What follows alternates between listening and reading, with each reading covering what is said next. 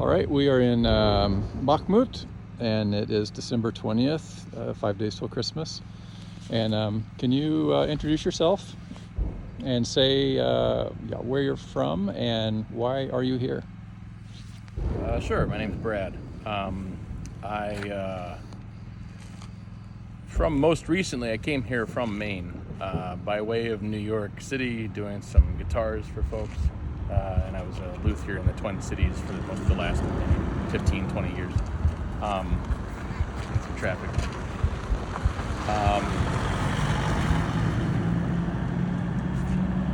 Sorry. Anyway, so Brad, and from there. And why are you in Ukraine right now? Yeah, I mean, in a way, that answer is a 40-something year sprawling answer, right? And it's something that I've thought on actually a fair bit. People have asked it, of course, and I've thought on what in the world am I doing here from time to time. Some of it has to do with something like seeing Tank Man in Tiananmen Square as a little kid, right? And you see that. I want that poster. Just a few days ago, as I was thinking on his break, he's holding a takeout bag. He's not Rambo. He's not some grand sort of militant hero. He just had enough of it, and to say no to a very very evil yes. So three things kind of converge somewhat more specifically. One, and I'm surprised that this is even true, but it is that there are some particularly powerful pieces of poetry that have gotten kind of past my crusty exterior and really felt, I don't know if indicting is the right word, but had purchase on me. The one that's most sort of on the nose is from a poet who was born in Odessa named Ilya Kaminsky. And the name of the poem is "We Lived Happily During the War," right?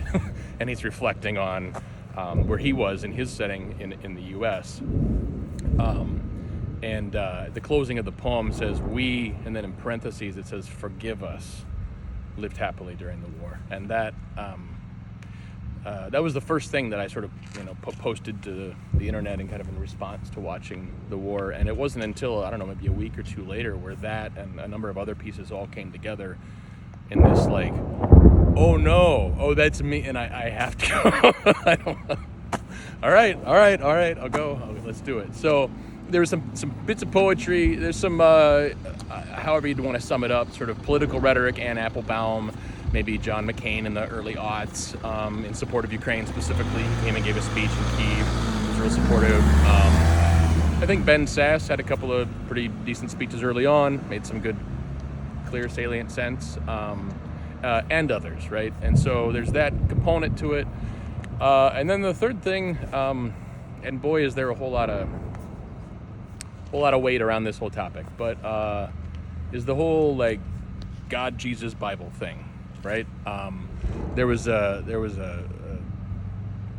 sermon from a gal named Fleming Rutledge about Transfiguration Sunday, about Jesus going up to the mountaintop, being transfigured into this blinding light, and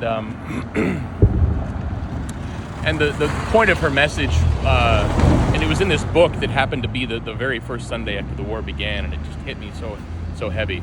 Just that mountaintop experiences of spiritual nourishment and encounter can be wonderful, but you're not supposed to stay on the mountain. You then still have to actually go into Jerusalem, even if there are some things waiting for you that you don't want to run into. That she also referenced MLK, that he's been to the mountaintop and he's seen the whatever, but then he still has to roll into Memphis in solidarity with the Poor People's Campaign, right? The striking sanitation workers. And there was just the amount of kind of, I guess, purchase is the word, on listen, you've been ransomed from a bunch of junk, and there's some people who need a hand. So that's for me. I don't think everyone needs to do it. That's where that just landed, by the way. Oh yeah, that's close.